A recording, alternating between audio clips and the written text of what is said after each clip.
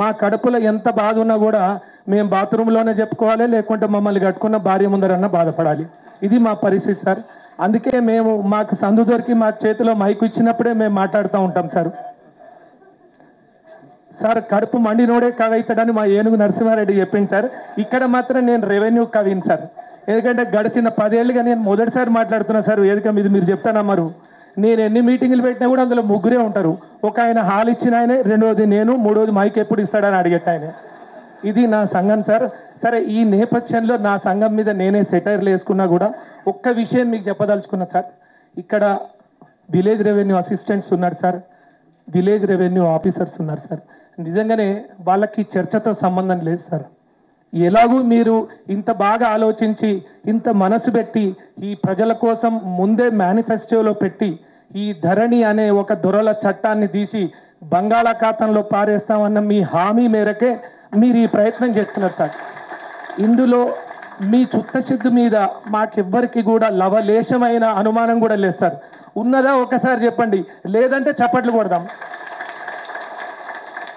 Sir. ఇవి పైకి కొట్టే చప్పట్లు కాదు సార్, నిజంగానే మా మనసులందరికీ ఇట్లానే ఉంది సార్. మీరు ఒక మంచి చేయడానికి వచ్చిండ్రు. ఈ తెలంగాణ రైతాంగం గడిచిన 10 సంవత్సరాలుగా ఎంతో మందికి ఇబ్బందులు ఎదురైనాయి.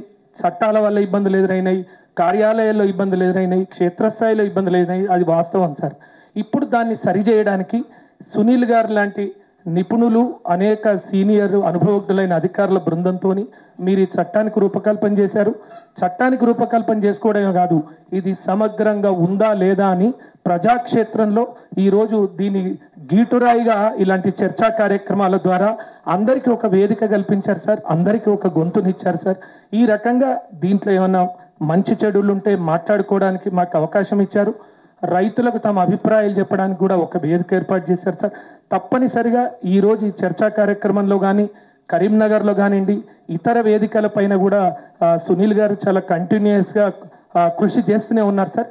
ఇందులో ప్రజల నుంచి వ్యక్తమైన అభిప్రాయాలు, అలాగే క్రడాయి మిత్రులు వ్యక్తం చేసిన అభిప్రాయాలు, రైతు ప్రతినిధులు మీకు ఎన్నో వేదికల మీద మీ అనేక పర్యటనల్లో చెప్పిన అంశాలను కూడా తప్పనిసరిగా ఈ చట్టంలో రూపకల్పన చేయాలని కోరుతూ ఉన్నాను సార్.